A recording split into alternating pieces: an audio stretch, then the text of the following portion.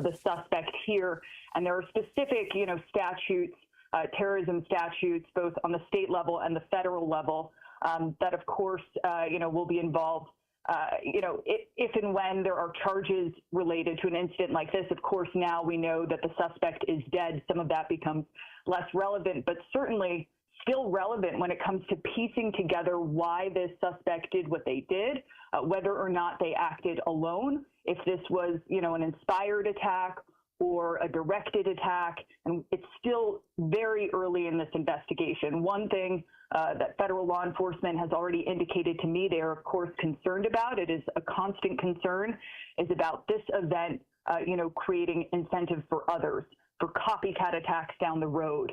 And that was a big concern coming out of the Christmas market attack in Germany, that we would see, additional vehicle ramming incidents after that atrocious attack. Now here we are. We don't know whether or not this individual was inspired by the events that took place in Germany. But this is a concern moving forward for law enforcement, and really has been historically. All right, Nicole Skanga, thank you for your reporting. Let's turn now to Scott McFarland in Washington. I know you've been talking with a lot of your sources. What can you tell us, Scott? It's worth reinforcing something quite important Nicole said there. The FBI is the lead investigative agency for terrorism, and they always say unequivocally it is their top priority, preventing terrorism in the United States. And they have this checklist, this list of definitions that they use to communicate how they investigate terrorism, but also to make clear what they think the threats are. And they have this acronym called DVE, Domestic Violent Extremism, a primary concern of the FBI, who said in so many different ways over so many months that the lone wolf terror threat is an emerging post-9/11 terror threat they are still grappling with, still trying to minimize. That may inform their investigation in New Orleans, if a possible lone actor, DVE, is ultimately responsible. But I want to bring your attention to a City of New Orleans Public Works memo obtained by CBS News, authored actually 8 years ago in 2017, in which they detailed their concern of just this type of targeting of Bourbon Street. In the memo, they talked about considering vehicle bans, if not tighter restrictions, in that entire area, because in so many words they say the French Quarter is often densely packed with pedestrians and represents an area where a mass casualty incident could occur. The memo continues. Since Bourbon Street is one of the focal points in the French Quarter for pedestrians, it's recommended that the city consider closing Bourbon Street to vehicular traffic, with the exception of emergency vehicles at designated times, as risk mitigation measures. What's more, according to the memo reviewed by CBS News, the city was grappling with this because, as is often the case, many of the businesses and homeowners nearby still want to have vehicular traffic to keep the businesses vibrant and to keep the homes accessible.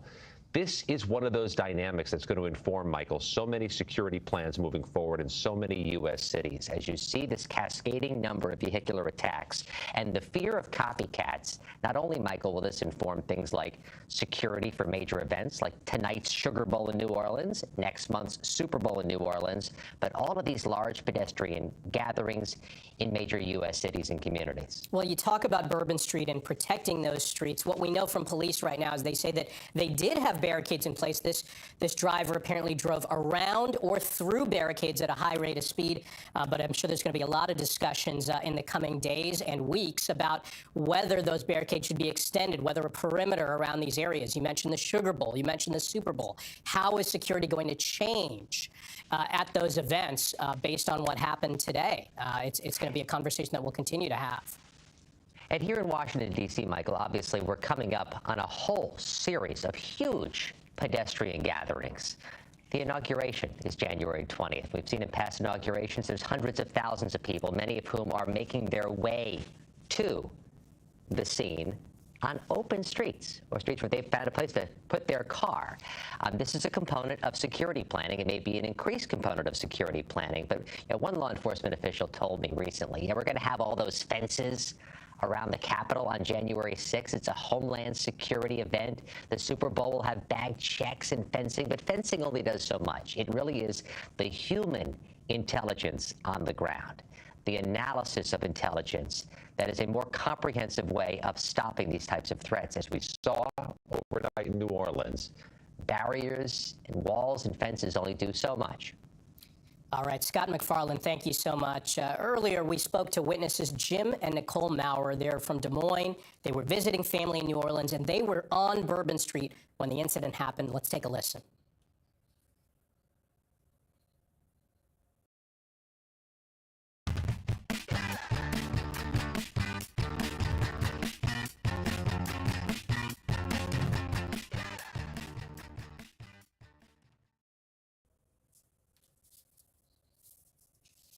It was traveling at a very high rate of speed, and so we were in the middle of the road and managed to run off the road onto the sidewalk and into the doorway of a building for cover. We did hear gunfire, saw police running that direction. We stayed in the alcove until the gunfire stopped, came out into the street, and came across a lot of several people who had been hit. Wanted to see what we could do to help and administer any first aid. The people we came across were unfortunately deceased. We've been talking this morning with Mary Ellen O'Toole, a former senior FBI criminal profiler. She is now director of the Forensic Science Program at George Mason University in Virginia. Mary Ellen, good morning. I want to ask about, look, we have a lot of unanswered questions here, but when we know what we know about this incident, what can you tell about the suspect and the nature of the attack just based on what we know so far? Sure. Thank you, and good morning to everyone. Based on just the behavior that we've seen thus far, this was a very well planned out and unfortunately a very successful attack. And when you see that, that goes to the motivation of the offender. So while it's the typical motivations in a crime are money, revenge, in a case like this person's motivations had to include that they wanted to kill as many people as they possibly could, which is hard for a lot of the general public to understand because this offender didn't even know these people. Of this state, these people did nothing to him whatsoever, and yet he wanted to kill them and to hurt as many people as possible.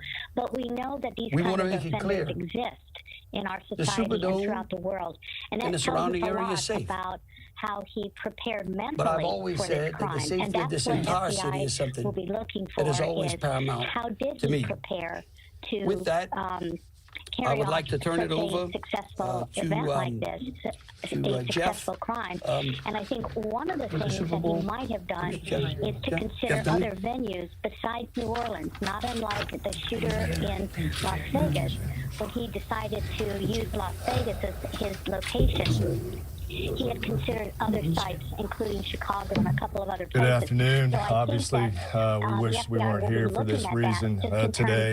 The Sugar Bowl Committee has a 90-year history of being a good corporate citizen for the city of New Orleans, and that's why this tragedy hurts us as much as anybody right now. So our condolences, thoughts, and prayers go out to the victims and their families as we all work through this.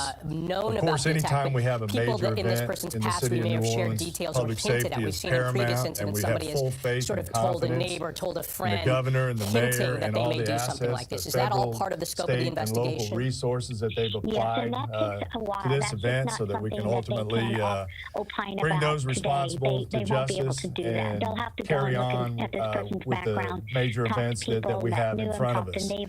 Speaking of which, we were scheduled this evening to have face to CFP, the governor and the mayor, and all the at 7:45. We have been in consultation with ESPN, this event, so the college football playoff, bring those responsible to University of Georgia with Notre Dame, all parties, major events that we have in the best interest of everybody. For 24 hours. Work is fast about to set up a safe and efficient and fun environment for tomorrow night. There'll be more details on that in the coming hours, but for now, that's the plan. We're going to move forward and play the game. And again, we reiterate our thanks to everyone up here for the work, important work they're doing. We live in the fun and games world with what we do, but we certainly recognize Mary Ellen the O'Toole, importance thank of you for this, sharing your and we're going to perspective. support it 100%. So thank you. I'd like to bring up Senator Kennedy. I just want to reiterate for anybody who might just be joining us that we are reporting on breaking news out of New Orleans that around 3:17 a.m. I wish I understood there were better. Reports of a vehicle having driven through a crowd of pedestrians on the packed Bourbon Street as revelers were ringing in the new year. Total 10 victims declared deceased on the scene. 35 victims who suffered injuries in this. We also know that all you have to do is look the at what happened in our suspect city opened fire on responding officers who returned fire, and that person was struck and was subsequently declared this doesn't deceased trigger on the gag scene. reflex of We know every 2 American. officers in the New Orleans Police Department were every struck in the fair-minded exchange. They American. are listed in stable condition. I want to bring in back with us former FBI Special Agent Doug Coons. I'm here because these are my We've been people. talking to Sam Vinograd. I'm here because these are my people's friends. You make a lot of good points. I'm here because there's a lot of special events coming up. Because there are a lot of Louisianians not only who are in New scared Orleans, tonight. but around the country. I don't football games, want them to be. College and NFL playoffs and Super Bowl. There's a lot of information going around. These kind of things. So all the some of it law is enforcement actually true. departments around the country are going to be Some of looking it isn't. at ways to improve. The federal government is now in charge of access this to these investigation. venues to By make that, them I even mean the more White safe, House, you know, and that might be the FBI, the parking Department of Homeland trucks, Security, and the Department of normal Justice. pedestrian walkways. I have or, not talked to the things FBI. Like that. So we may Maybe see they've some talked to my changes, may staff. see I some don't know. inconveniences. I did talk to the Secretary of And Homeland that's just Security. how it is, I guess, when we have these things happening. There's someone I else told earlier him mentioned that, there's this with all line the between respect I the could muster, businesses and the public's access that we to these things they want to enjoy, put full along force with the and difficulty resources keeping of the them federal all safe. government behind And this it's investigation. difficult, but that's what we do. And while we've been talking, we have our new state information just into troopers, our CBS our News local police newsroom that departments, according to our sources, sheriffs, we've got law many enforcement sheriffs here and city today, have official been sources terrific to our Robert so Gary far. Federal and Schechter government and is Rich cooperating Esposito, with them. investigators I are hope that probing will whether the suspect continue. was Here's connected what I want to ask or from the federal inspired government. by a foreign terror Catch these people. organization. This note also says what we have Catch previously these reported people. that investigators are analyzing And then potential tell the explosive American devices people the recovered truth. at or near Now, the scene. I don't Doug, want you when we have the to fact that tell us investigators are yet probing anything whether that's this going to was interfere the suspect was connected to with or your inspired by a investigation. foreign terror And there are organization. things What is the that I've been significance of told that? that I think are true that I'm not sharing with you today because it could interfere with your Semantics is investigation. terrorism, right? It's caused terror and panic amongst the people that are there. People around the country and world are watching this. They're concerned about what's going to happen to them if they go to something like this. So it's terror. So it comes down to, you know, about prosecution and what would someone be charged with. Now, obviously, this person is deceased, but there could be a network of other people. And, you know, the FBI takes the lead in these terrorism investigations, so that's somewhat significant. But every field office has a joint terrorism task force comprised of officers from all of the agencies, you know, the state and local agencies and their venue, ATF, DEA. They often are all part of this, and they bring their strengths with them to help out in these kind of investigations. I think another thing they're really going to be looking at is this person's communications. If they recovered a cell phone, any kind of electronic device, who has he been talking to in the last few hours and days before this happened? That will give them a lot of clues as to, is this part of something bigger?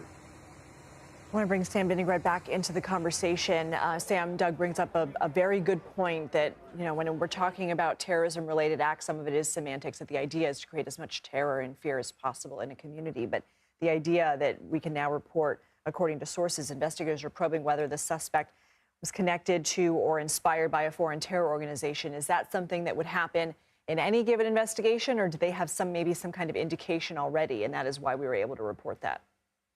Well, Lindsay, I think it could be either of those two options. So typically in a situation like this, investigators are going to look as to whether this individual was inspired by a foreign terrorist organization, was in touch with a foreign terrorist organization, what we call a homegrown violent extremist, or whether this individual was inspired or in touch with domestic terrorists of any kind. So it is usually par for the course to look at whether a suspect in a mass casualty event that's being investigated as terrorism has had any contact or inspiration from a terrorism group of any kind.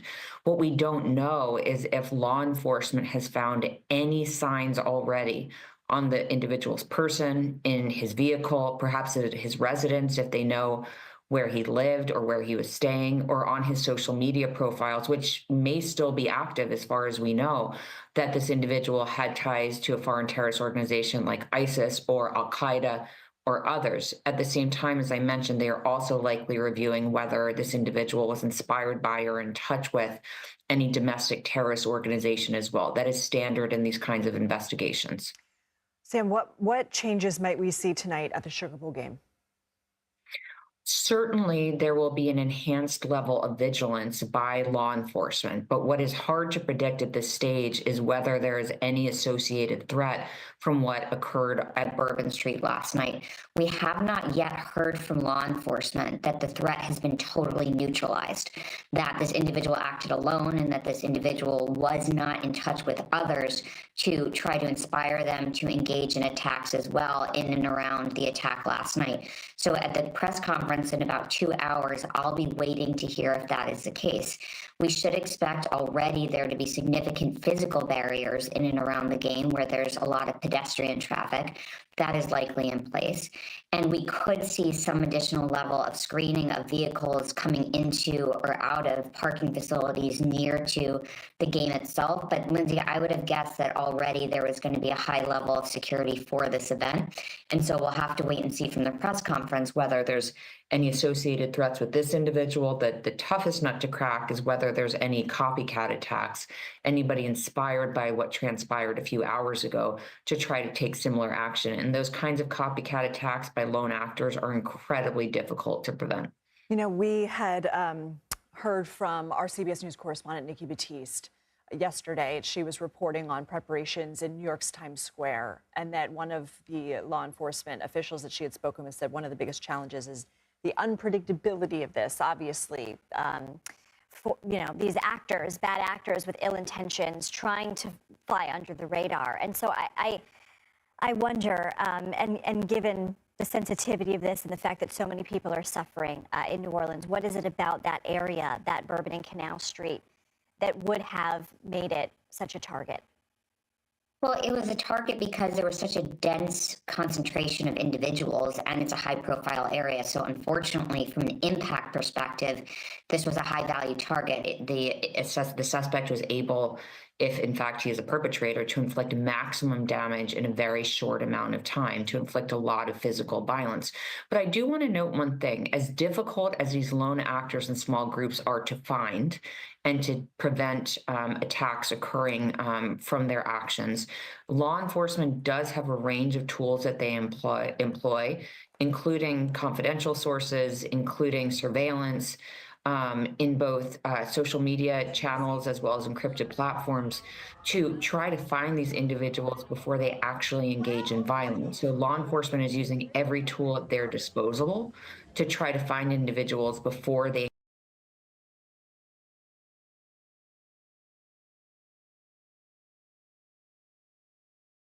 Why can't you stay organized? I've experienced this myself, and it's called chronic impulse control, where you prioritize.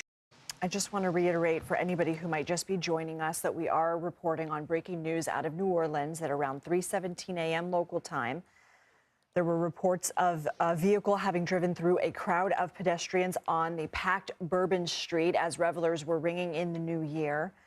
A total of 10 victims declared deceased on the scene, 35 victims to have suffered injuries in this. We also know that the suspect apparently opened fire on responding officers who returned fire, and that person was struck and was subsequently declared deceased on the scene. We know 2 officers in the New Orleans Police Department were struck in the exchange. They are listed in stable condition. I want to bring in back with us former FBI Special Agent Doug Coons. And Doug, as we've been talking to Scott, we've been talking to Sam Vinograd. What are some of your thoughts? You make a lot of good points. There's a lot of special events coming up.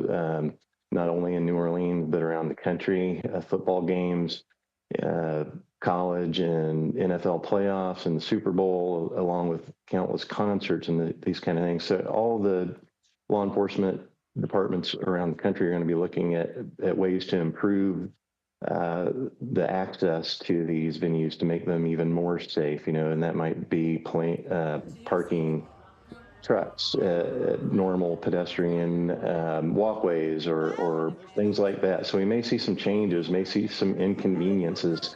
And it's just how it is, I guess, when we have these things happening.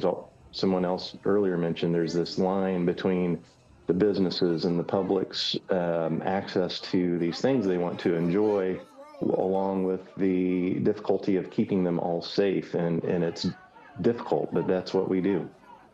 And while we've been talking, we have new information just into our CBS News newsroom that according to sources, law enforcement and city official sources to our Rob Legary, Anna Schechter, and Rich Esposito, investigators are probing whether the suspect was connected to or inspired by a foreign terror organization. This note also says what we have previously reported, that investigators are analyzing potential explosive devices recovered at or near the scene. So, Doug, when we have the fact that investigators are probing whether the suspect was connected to or inspired by a foreign terror organization, what is the significance of that? I mean, semantics, this is terrorism, right? This has caused terror and panic amongst the people that are there. People around the country and world are watching this. They're concerned about what's going to happen to them if they go to something like this. So it's terror. So it comes down to, about prosecution and what would someone be charged with. Now, obviously, this person is deceased, but there could be a network of other people. And, the FBI takes the lead in these terrorism investigations. So that's somewhat significant that every field office has a joint terrorism task force comprised of officers from all of the agencies, the state and local agencies and their venue, ATF, DEA. They often are all part of this, and they bring their strengths with them to help out in these kind of investigations. I think another thing they're really going to be looking at is this person's communications. If they recovered a cell phone, any kind of electronic device, who has he been talking to in the last few hours and days before this happened? That will give them a lot of clues as to, is this part of something bigger? I want to bring Sam Binning back into the conversation. Sam, Doug brings up a very good point that, when we're talking about terrorism-related acts, some of it is semantics, that the idea is to create as much terror and fear as possible in a community. But the idea that we can now report, according to sources, investigators are probing whether the suspect was connected to or inspired by a foreign terror organization. Is that something that would happen in any given investigation, or do they have maybe some kind of indication already, and that is why we were able to report that? Well, Lindsay, I think it could be either of those two options. So typically in a situation like this, investigators are going to look as to whether this individual was inspired by a foreign terrorist organization, was in touch with a foreign terrorist organization, what we call a homegrown violent extremist, or whether this individual was inspired or in touch with domestic terrorists of any kind. So it is usually par for the course to look at whether a suspect in a mass casualty event that's being investigated as terrorism has had any contact or inspiration from a terrorism group of any kind.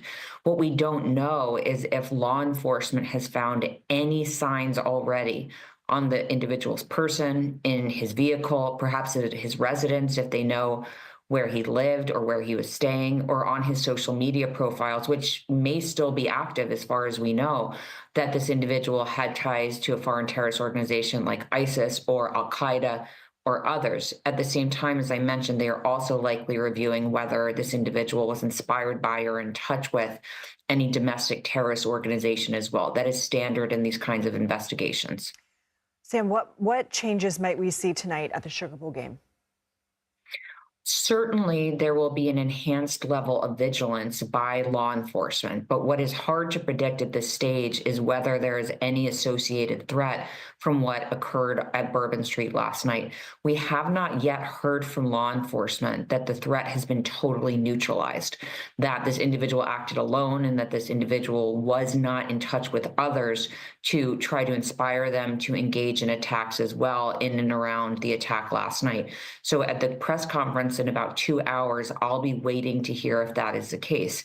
We should expect already there to be significant physical barriers in and around the game where there's a lot of pedestrian traffic. That is likely in place.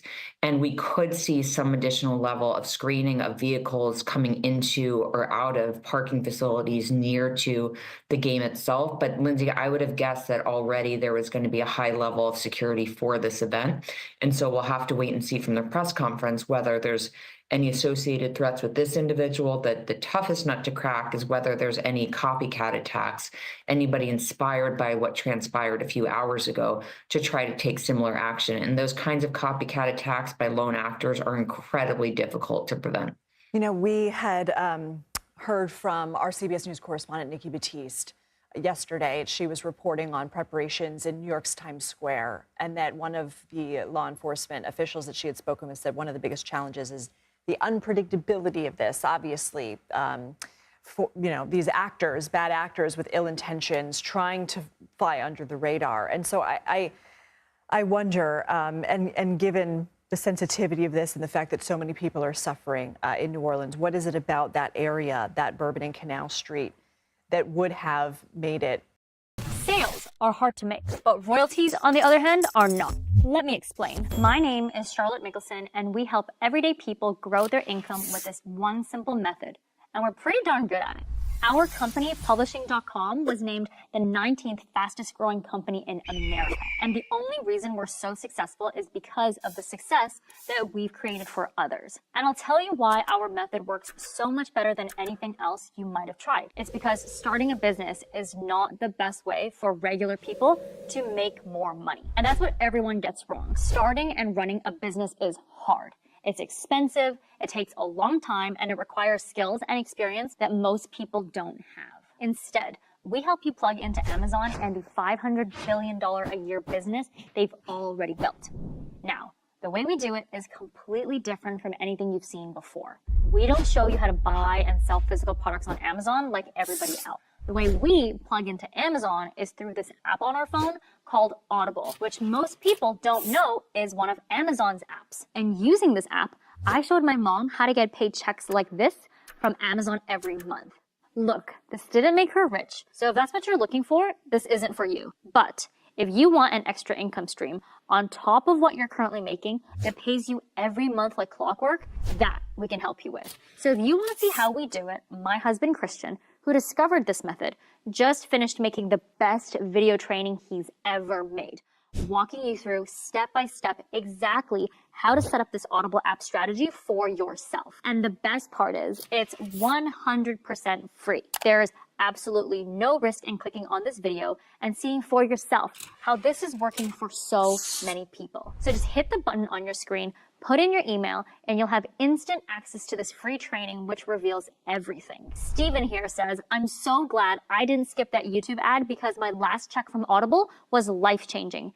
And here's what others have to say about it. This past month, I reached $8,000 in revenue, and I'm on track to reach $10,000 in revenue this month. I've been able to go from 0 to 22K in 7 months.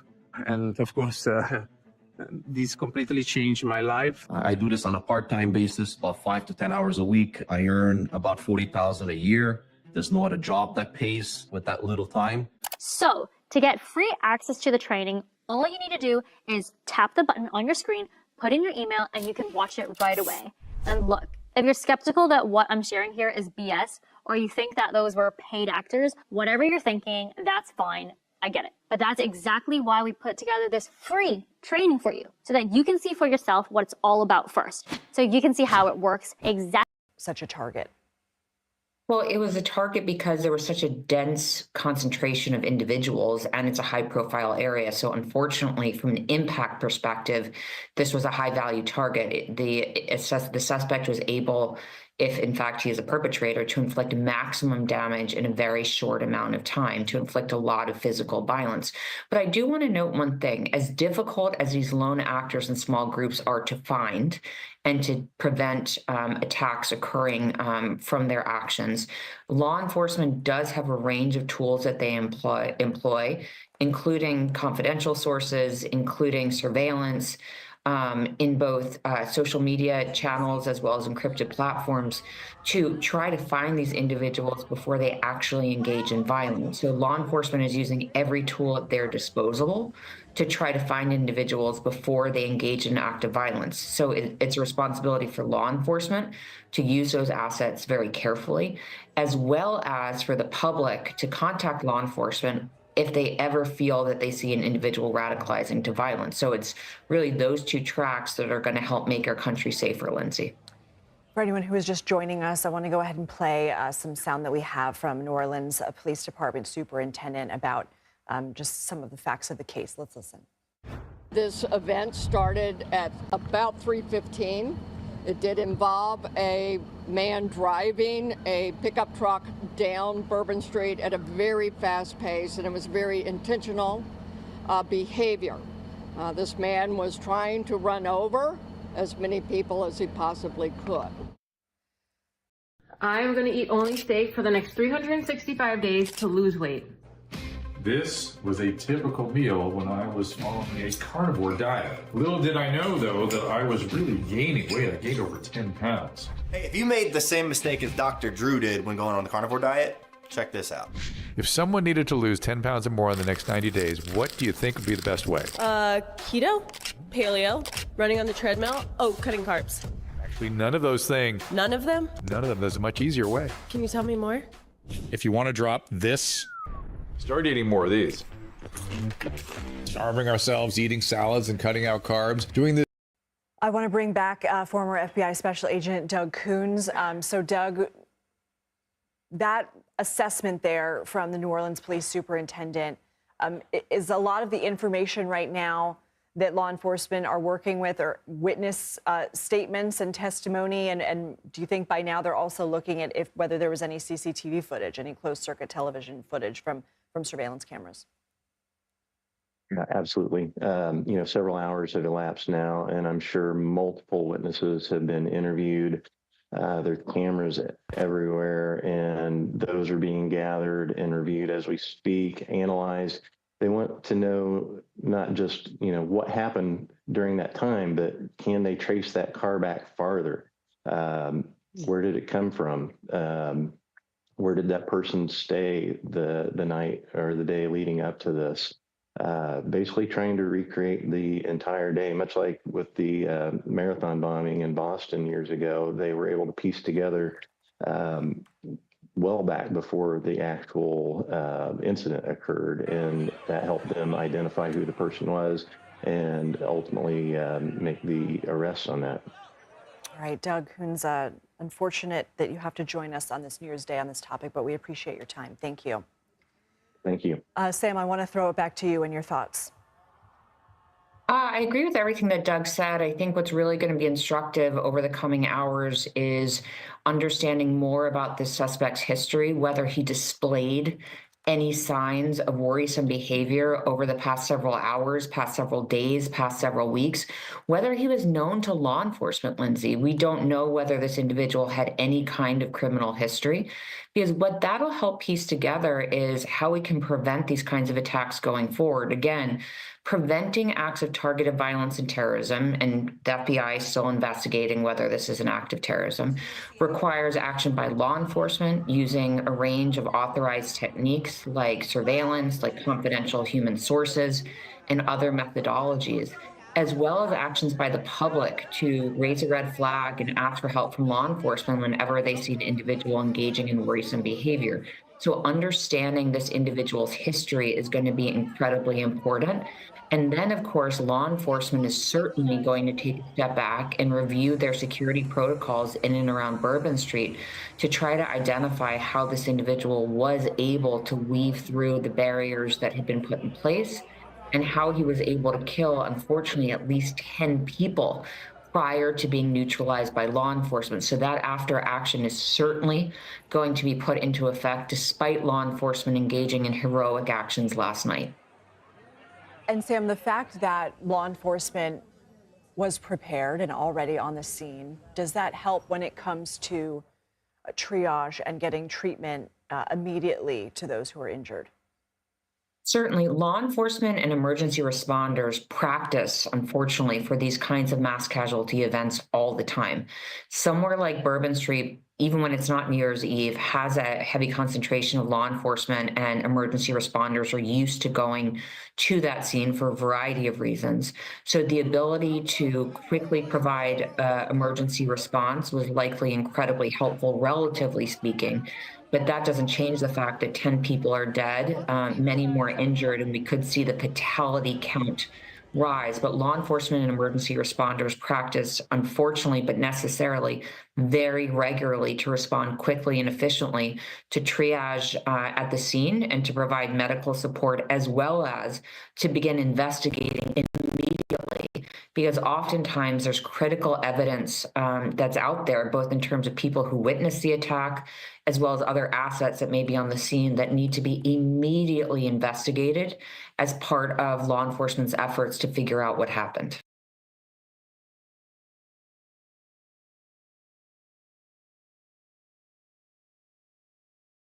We are continuing to follow breaking news out of New Orleans. City officials say a truck slammed into a crowd along world-famous Bourbon Street overnight in the city's French Quarter. 10 people were killed and dozens more hurt in the middle of New Year's Eve celebrations. The FBI says the driver of the truck is also dead after a firefight with police. He has been identified, according to federal law enforcement sources to CBS News, as Shamsud Din Jabbar, a U.S. citizen who lived in Texas. He had previous criminal reports of theft and driving with a suspended license. Law enforcement sources say a long gun was recovered at the scene, and our affiliate WWL is reporting that was equipped with a silencer. We can also report that he was wearing body armor at the time. I want to go to CBS News congressional correspondent Scott McFarland in our D.C. bureau.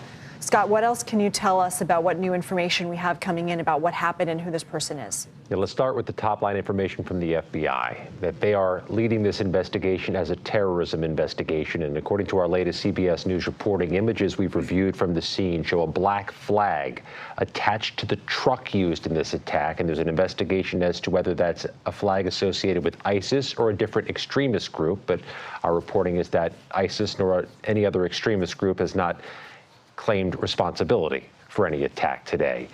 We also know that there is a concern moving forward about what to do with tonight's Sugar Bowl in New Orleans. We're expecting a 2 p.m. Eastern, 1 p.m. New Orleans time press conference with local authorities. Perhaps they'll update what the security regimen will be, if it will change at all for the Sugar Bowl, if any other adjustments are going to be made. But just as a reminder, the Sugar Bowl is a major sporting event in America in any year. And this year, there's added importance to the game in terms of football. So the crowd size is expected to be massive. Tens of thousands of people, if not more, gathered around the Superdome for the Sugar Bowl tonight. Then, of course, there's a Super Bowl in New Orleans in February, which is a national federal homeland security, national security event with an enormous security apparatus around it. There have been concerns, ongoing concerns in New Orleans about the threat of mass casualty attacks with a vehicle in the French Quarter, including on Bourbon Street. A CBS News review of city records and memos shows in 2017, they discussed possibly further limiting vehicular traffic in that area to prevent mass casualty events. But the city public works department in its memo also acknowledged that many of the businesses and homeowners nearby wanted to keep some vehicular traffic to ensure the businesses continued to thrive. That's an ongoing debate, not just in New Orleans, but in other U.S. cities, especially, Lindsay, when you bring into the context the December 21st deadly vehicle attack in Germany, which had so many symmetries to this, and a child died in that attack, and all the precautions that have been ongoing in Times Square in Washington, D.C. to reduce the threat of just this type of thing from happening.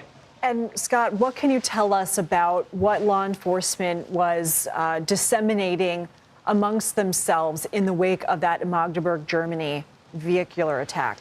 Yeah, as is often the case, the Department of Homeland Security and other intelligence agencies share warnings about risks or risk detection. And this was something that came up in a December 23rd circular that made its way around law enforcement and intelligence agencies, a concern that a similar attack to what happened in Germany could happen in the U.S. And then there's that other added concern, Lindsay, of copycats, somebody trying to emulate what they saw in Germany, what they saw this morning in New Orleans. Going to be a revisiting, I suspect, in some U.S. communities about vehicular access near the sites of mass gatherings. And I could just speak as somebody who's based here in Washington, D.C. January 6th is a national federal homeland security event with an enormous perimeter and fencing surrounding the Capitol, trying to mitigate a different type of threat.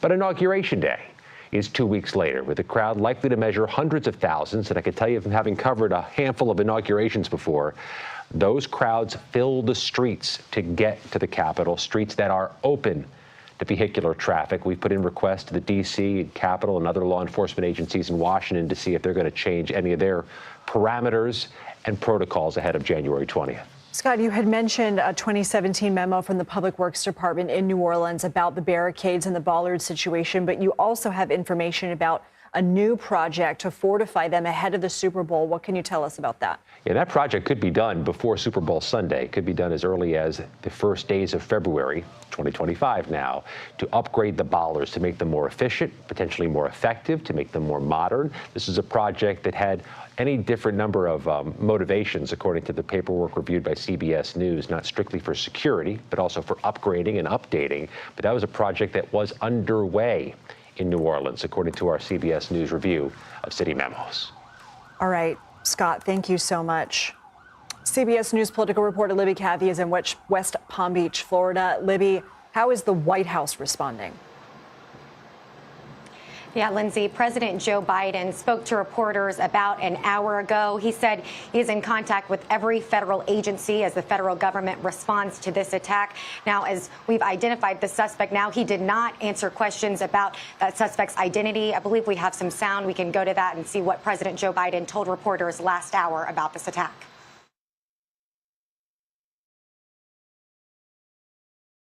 I've contacted every agency in the federal government as well as the state. They're all coordinating to get to the bare facts. We know what the facts are. Can you say if he was a foreigner or if he was a domestic? I'm not going to say anything until I get all the facts in front of me. Has the suspect been identified? Again, I'm not going to comment until I speak to the group later. I've spoken to every member of the agency, from the CIA to our national security team, to our FBI, NSC, and we're gathering all the, and I spent a lot of time with the government, with the mayor. What was your reaction when you heard what happened? Well, the reaction was one of anger and frustration. Thank you. Now, that was last hour, and President Joe Biden did say that he would be speaking again today, or as he's in contact with the federal government, that more details would be shared. I also want to share with you what we've heard from President-elect Donald Trump, who is in West Palm Beach, we believe at his golf club after his annual New Year's Eve bash last night. He posted on Truth Social about this. I want to go exactly to what he said. He said, quote, when I said that the criminals coming in are far worse than the criminals we have in our country, that statement was refuted, but it turned out to be true.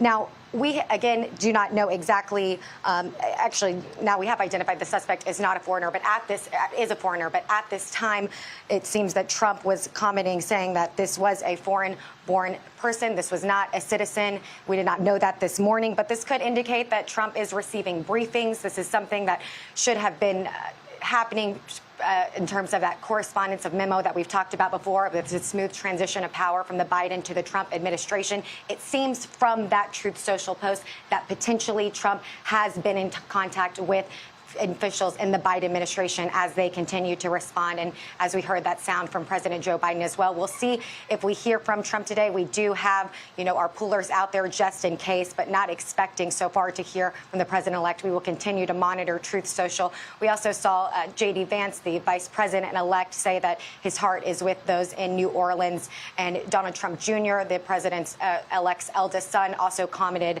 saying essentially that he blames Biden for this. So that is some of the reaction we're getting. And I'll also just note that House Speaker Mike Johnson, who is facing a vote on Friday to potentially be reelected as Speaker, that is what Johnson and Trump say they're hoping for. He is also scheduled to meet with Trump at Mar-a-Lago today. Johnson represents northern Louisiana, but still making that trip here to Mar-a-Lago, he says. And we have a statement earlier today from Speaker Mike Johnson. He called this a vicious attack on innocent people celebrating the new year, and asked Americans to join him and praying for the victims and for the first responders. So we will continue to monitor those reactions as we see them, Lindsay. Okay, Libby, Kathy, thank you. I want to go back to Anna Schechter here in Studio 57. Anna, can you just clear up what we're learning about the suspect, who this person is? Sure. This is a 42-year-old person from Texas who apparently rented the truck in Texas and drove to New Orleans to carry out this attack. We just learned from our colleague Sam Vinograd that law enforcement is investigating whether a fire that broke out at an Airbnb rented by the suspect in a nearby area in New Orleans was related to this attack. So this is potentially multiple locations now, or more than one.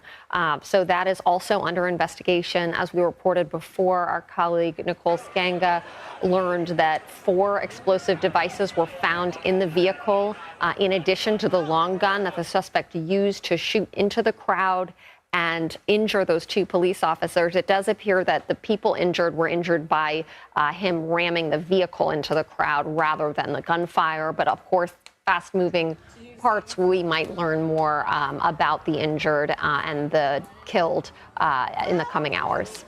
You know, one question that I have for you, and I wonder if you're hearing anything from law enforcement officials yet, is how somebody with this level of planning can go undetected. We had heard in a report yesterday from our CBS News correspondent, Nikki Batiste. She was reporting about security threats to New York City, of course, an obvious point. So many people gather for the iconic ball drop. We know that police prepare every year, just everybody on deck for an event like that. But a law enforcement official had told her it was the unpredictability of the nature of these threats. So what are you hearing from your law enforcement sources about just how difficult it is to catch somebody like this before they do such a heinous act? Listen, for decades, it's that lone wolf that authorities are most worried about because they can't really predict that. It's really hard to track. If it's one individual sitting in their home, in their residence, online, being inspired by an idea, whether it's a foreign terrorist organization or some other extremist ideology, and then obtaining weapons, which unfortunately in this country is too easy to do, and then taking that next step and carrying out the attack, those lone wolves who go undetected, maybe they even raise some red flags in some cases. And you and I have sat here looking at a school shooting that occurred in Georgia. There were red flags. The FBI flagged suspicious online activity. Local law enforcement went and interviewed the father of the school shooter and the school shooter, but they didn't have enough to warrant an arrest at that time. So it's really tricky. There are challenges. We live in this society where there's a lot of personal freedom, and that does inhibit security to a certain extent. And law enforcement, like, for example, Rebecca Weiner, who's the counterterrorism czar who spoke to our own Nikki Batiste down at One Police Plaza, NYPD headquarters, that's what she's most worried about. She's worried about state-sponsored attacks, but she's even more worried about people in this country, American citizens. It appears that the person who carried out this attack, Bin Jabbar, was an American citizen. He has a social security number. I just looked up his address in Houston. He appeared to have been inspired by an extremist ideology. All signs are pointing to that. That's certainly the core of the investigation that the FBI is conducting right now, looking at motive. So it's really hard to thwart that, especially with the loose gun laws and weapons laws that we do have. Although the FBI does live online and they look for and flag when someone is downloading, how to make a bomb, how to make an IED. There are FBI agents lurking and trying to find that out. Anna, thank you so much, as always.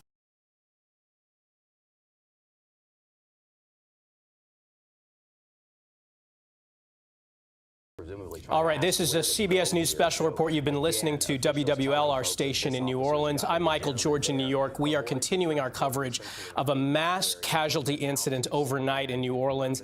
At least 10 people were killed when a truck drove into a crowd of New Year's Eve revelers in the city's world-famous French Quarter. Now, the incident began around 3:15 a.m. Central Time. Here's what we know from police. A man driving a pickup truck drove through barricades at a high rate of speed, hitting multiple people. At least 35 people were transported to hospitals with injuries. And this appears to be an intentional act because police say the suspect got out of his vehicle and shot 2 officers. They were hit and are now in stable condition. Also, possible explosives were also found nearby. It's unclear right now if they're related to the attack.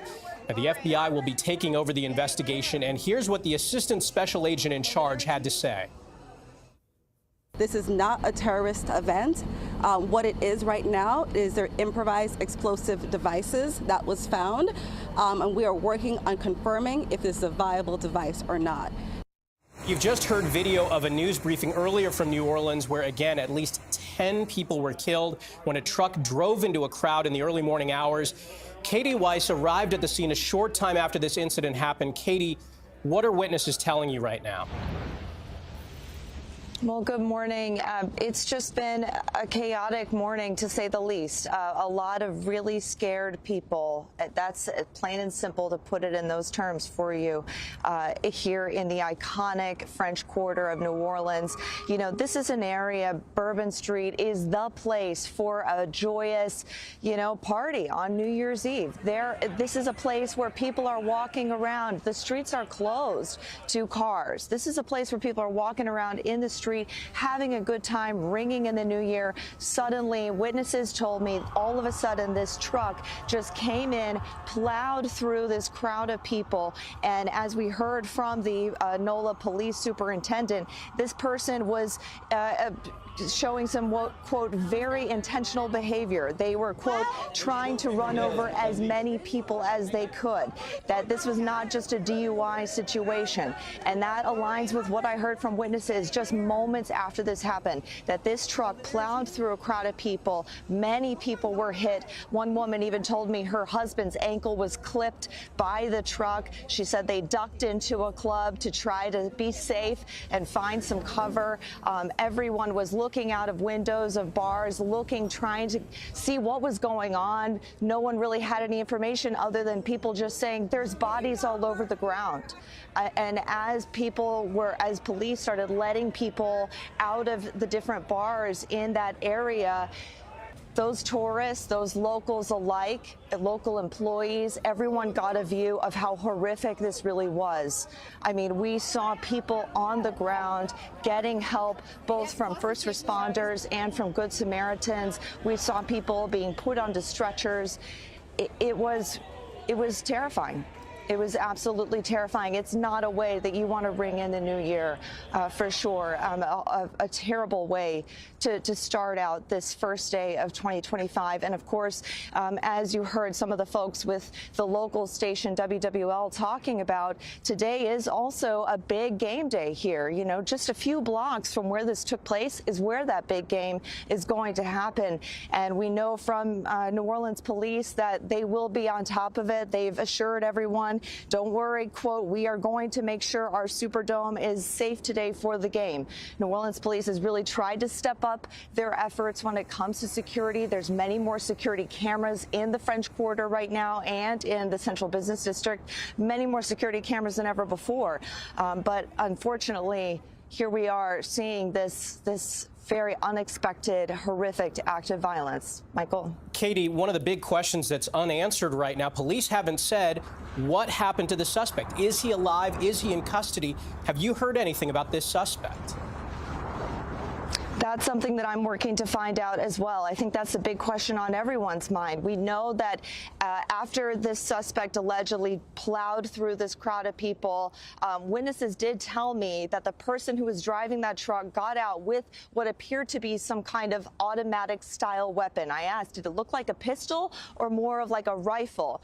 Witnesses described it more as a rifle style automatic weapon who shot allegedly at these police officers. But as far as what may have happened, we're still trying to find out. It was chaos. People just said they heard multiple gunshots after the truck plowed through the crowd of people.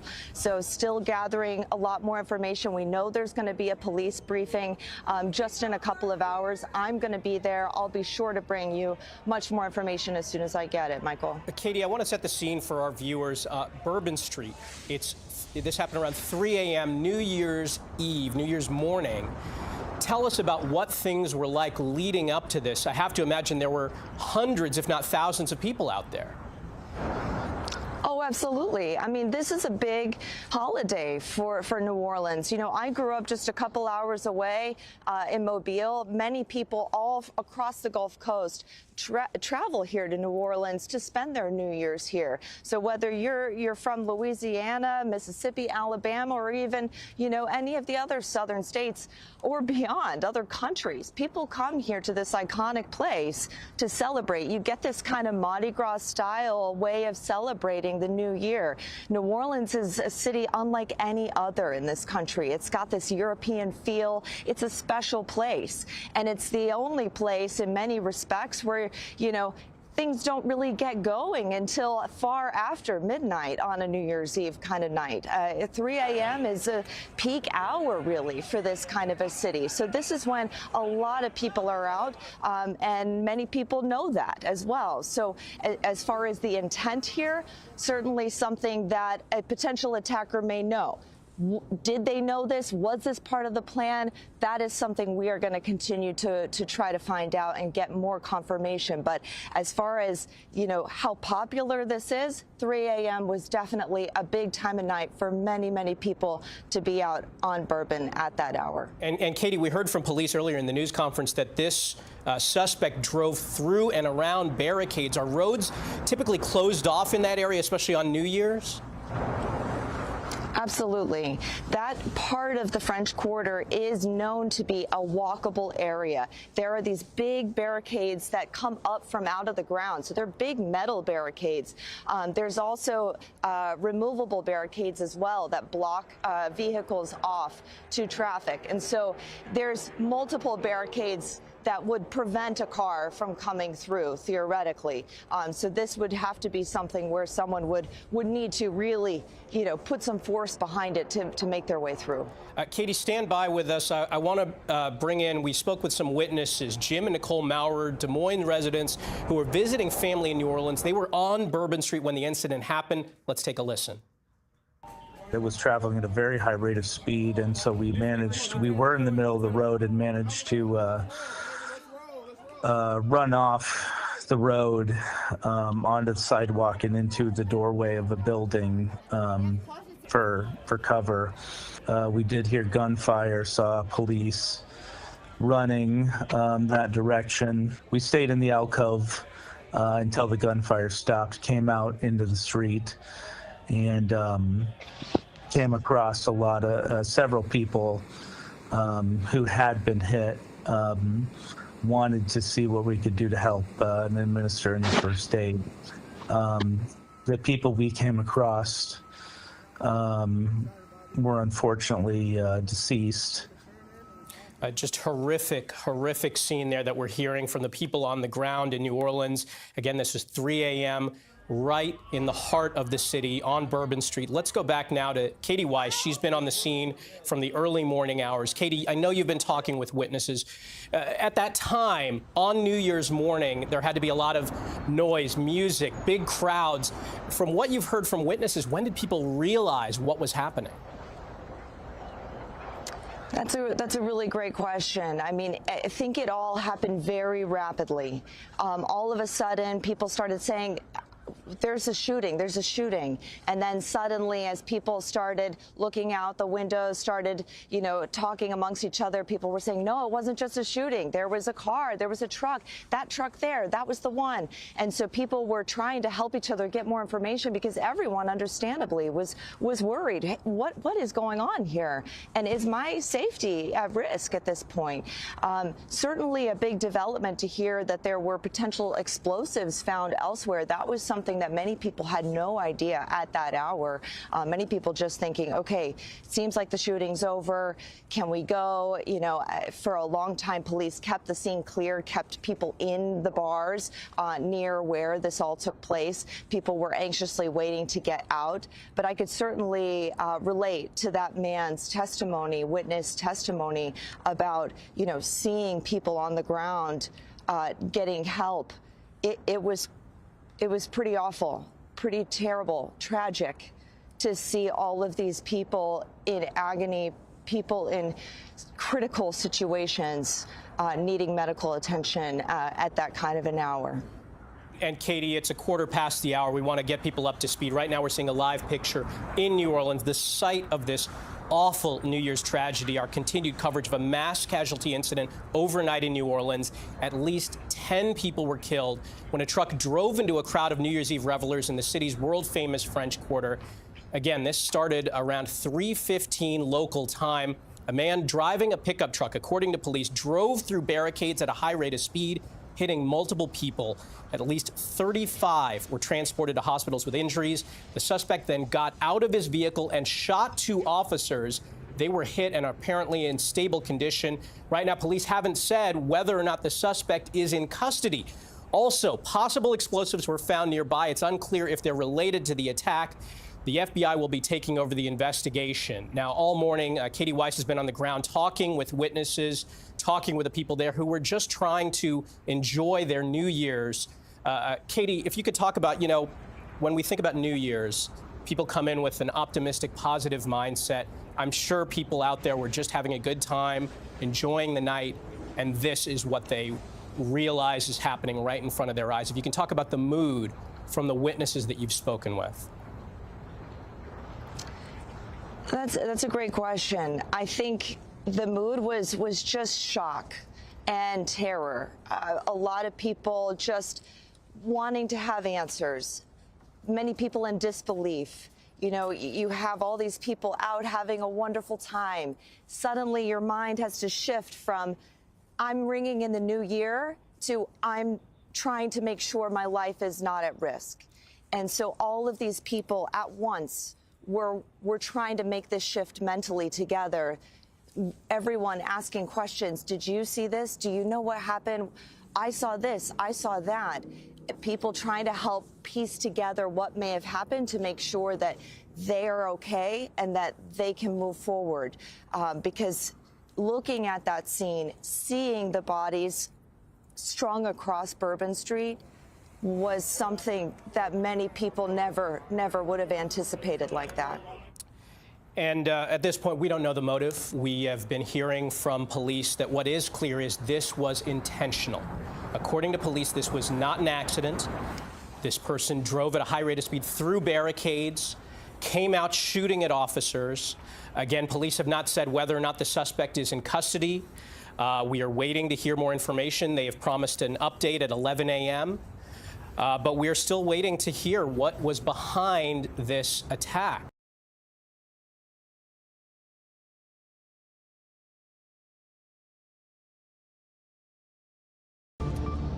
Hi, everyone. Thanks for joining us here on CBS News 24/7. I'm Lindsay Reiser, and we continue to follow the tragic breaking news out of New Orleans.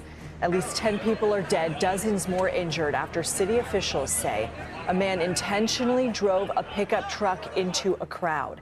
Now, it happened on the world-famous Bourbon Street overnight as people were celebrating the new year. Officials say the man drove around barricades and hurtled down the street in a very intentional behavior before firing shots into the crowd. 2 police officers were hit by gunfire and rushed to the hospital. As you just heard Michael George say, they are in stable condition. CBS News has learned the suspect is dead, apparently shot and killed by police. The city's mayor referred to this as a likely terrorist attack, and the FBI is now saying it is investigating it as terrorism. I want to go ahead and play some of what we heard from a witness at the scene. It was traveling at a very high rate of speed, and so we were in the middle of the road and managed to run off the road onto the sidewalk and into the doorway of a building for cover. We did hear gunfire, saw police.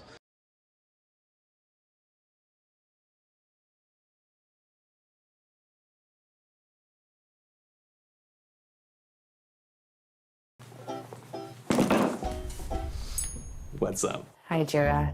We brought you here today. So with that, I'm going to turn it over to our governor, and as I mentioned, who has not wavered any in leaning in, providing the necessary support, and standing right here with me. And I say thank you, Governor. And I know the First Lady is standing with us as well. Thank you, Madam Mayor. Thank you. Again, I want to thank the Mayor. Since about 3:45 this morning, when she called me, we have all been working just around the clock to both secure the city and to solve this act. You know, again, I want to reiterate that our prayers go out with all of those who have been affected by this tragedy. I want to thank our law enforcement officers. I want to thank our medical personnel. I want to thank our first responders. And most importantly, I want to thank the two New Orleans police officers who not only laid their life on the line, but were able to eliminate the threat this morning. Let me say, we have made public safety a state priority from day one. And I think that if you look around me today, right now, and you look at the people who are standing around, that is their commitment as well. We intend to be transparent in assessing any defects that may have existed in the system so that we can address them. It's the only way to ensure that any mistakes that were made are corrected. Specifically, we have been trying and working very diligently to address security concerns in preparation for the Super Bowl since October. And it's interesting because, ironically, in preparation for the Super Bowl, I had intended to issue an emergency declaration tomorrow so that we could bring all of our federal, state, and local agencies to bear in preparation for the Super Bowl and Mardi Gras. But because of the events today, I have amended that emergency declaration and issued it today. So again, that declaration will allow our federal, state, and local partners to bring all of the resources necessary to get this city safe. In light of that executive order, I have also ordered the mobilization of a military police company. I've asked General Freelou to mobilize a military police company to assist both New Orleans Police and LSP and the FBI. It is important for our citizens and guests of this state to know that we are doing everything we can to secure their safety in this city. We want to make it clear the Superdome and the surrounding area is safe. But I've always said that the safety of this entire city is something that is always paramount to me. With that, I would like to turn it over to Jeff with the Super Bowl. Jeff Dunley. Thank you very much.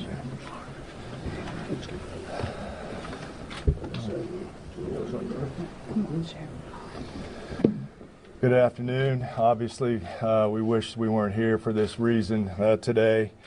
The Sugar Bowl Committee has a 90-year history of being a good corporate citizen for the city of New Orleans, and that's why this tragedy hurts us as much as anybody right now. So our condolences, thoughts, and prayers go out to the victims and their families as we all work through this.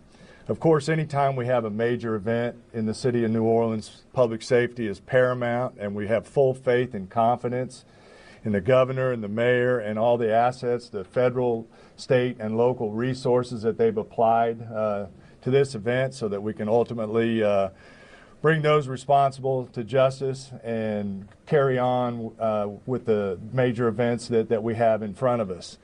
Speaking of which, we were scheduled this evening to have a CFP quarterfinal played in the Superdome at 7:45. We have been in consultation with ESPN, with the College Football Playoff, with the Southeastern Conference, with the University of Georgia, with Notre Dame.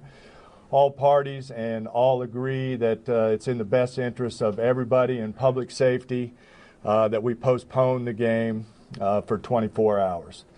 Work is fast about to set up a safe and efficient and fun environment for tomorrow night. There'll be more details on that in the coming hours, but for now, that's the plan. We're going to move forward and play the game. And again, we reiterate our thanks to everyone up here for the important work they're doing. We live in the fun and games world with what we do, but we certainly recognize the importance of this and we're going to support it 100%. So thank you. Thank you. I'd like to bring up Senator Kennedy.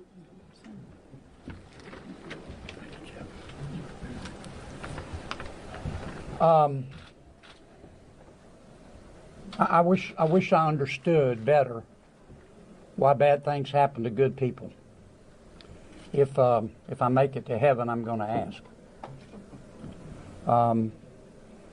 For those people who don't believe in objective evil, all you have to do is look at what happened in our city early this morning.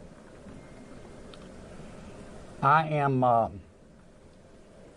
if this doesn't trigger the gag reflex of every American, every fair-minded American, I'll be very surprised. I'm here because these are my people. I'm here because these are my people's friends. I'm here because there are a lot of Louisianians that are scared tonight. I don't want them to be. There's a lot of information going around. Some of it is actually true. Some of it isn't. The federal government is now in charge of this investigation. By that I mean the White House, the FBI, the Department of Homeland Security, and the Department of Justice. I have not talked to the FBI. Maybe they've talked to my staff. I don't know. I did talk to the Secretary of Homeland Security a little while ago. And I told him that with all the respect I could muster, that we expect to put the full force and resources of the federal government behind this investigation. Our state troopers, our local police departments, our sheriffs, we've got many sheriffs here today, have been terrific so far. The federal government is cooperating with them. I hope that will continue. Here's what I want to ask from the federal government. Catch these people. Catch these people. And then tell the American people the truth. Now, I don't want you to tell us yet anything that's going to interfere with your investigation. And there are things that I've been told that I think are true that I'm not sharing with you today because it could interfere with their investigation. But after we get to the bottom of this, they need to tell the American people the truth, and the people of New Orleans the truth, and the people of America the truth. I think the mayor and the governor are very wise to postpone this ball game for 24 hours. There's just too much stuff we don't know, and it's just not worth it. But I guess my final point is, I will promise you this: I will, when it is appropriate and this investigation is complete, you will find out what happened and who was responsible. Or I will raise fresh hell. And I will chase those in the federal government who are responsible for telling us what happened, like they stole Christmas. Thank you, Senator. Thank you, Senator Kennedy. Congressman Carter, I think. Thank you, Governor. Thank you, Mayor. Thank you, Senator Kennedy. Thank you to all of our law enforcement agents for doing a yeoman's job, for stepping up at a time when we needed you most, for employing the resources of all of our partners. This is all hands on deck, from the White House all the way down. I've been in communication with the White House since early this morning, Secretary Mayorkas, leaders in all of our federal, local, and state agencies. The President has made it very clear that he intends to bring every resource to bear to not only tell the truth, but to provide the resources to bring these cowards to justice. I want to personally thank the men and women in uniform who put their lives on the line to protect our citizens and our visitors. To our mayor and our governor for acting expeditiously and bringing us all together. To our sheriffs from the surrounding areas who have been Johnny on the spot, recognizing that if it happens in New Orleans, it can happen anywhere. We don't have the luxury of being myopic. In this community, we work together. We don't point fingers. We don't blame. We go after the bad guys. Let it be clear that the full faith and credit of the United States and every agency therein is on the ground, working. And for those who may have played a role in this horrific act of cowardice, we will find you. We will bring you to justice. New Orleans is a place that heralds its ability to protect its citizens, that heralds its ability to manage major events. Super Bowls, Sugar Bowls, Mardi Gras, Jazz Fest, Essence Festival. You name it, no one does it better than law enforcement in New Orleans and in the surrounding area. Kudos to those 2 officers who've been wounded. Our hearts go out to those who lost loved ones. Our hearts go out to those who are wounded and on the mend in the hospital. Citizens, now is the time to stay calm, to be vigilant. This is not a time to come out to sightsee. Listen to your federal, local, state officials. Be vigilant. If you saw something, say something. If you know something, tell someone. There are tip lines, there's information available. Please, all hands on deck. Rest assured that the decision that was made to postpone the game was not done lightly. It was done with one single thing in mind: public safety. Making sure that the citizens and visitors of this great city, not only for this event, but for every event you come to in Louisiana, that you will be safe. And we will use every resource possible, as the governor has said, as the mayor has said, and every law enforcement agent here has said. Our energy, our commitment will be to make sure that you are safe now and for every event in the future. God bless you, and let's stay strong. Thank you, Congressman. Attorney General.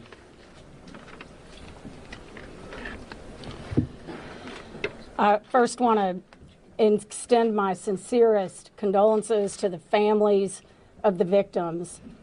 Parents got a phone call early this morning, that no parent ever wants to receive. And as a parent of children who come to New Orleans and spend time here, I know that that is just something that, you know, we hold our breath sometimes till they're home safe, and some people did not come home safe. And we also have some people who are fighting for their lives right now in the hospital. So I'd ask everyone to pray for them. They need our support and they need our prayers. This was a heinous act, a heinous, cowardly act, and we will find them and we will bring them to justice. My office will be providing both investigative and prosecutorial support to the city of New Orleans, to the district attorney, Jason Williams in New Orleans, as I have done for months. We will continue to do that. We will provide the governor with whatever support that he needs, and the governor's office of Homeland Security, whatever support that they need. I'll be here to help. I will be here to stand with the city of New Orleans. We will bring them to justice. Thank you. Thank you. Thank you, Attorney. Thank you, Governor. Thank you, Governor and Madam Mayor. For those who do not know me, my name is Ann Kirkpatrick. I'm the Chief of Police of New Orleans. My official title is Superintendent, but my role is as Chief of Police. You know, you've heard some of the details today, and over the last 24 hours, we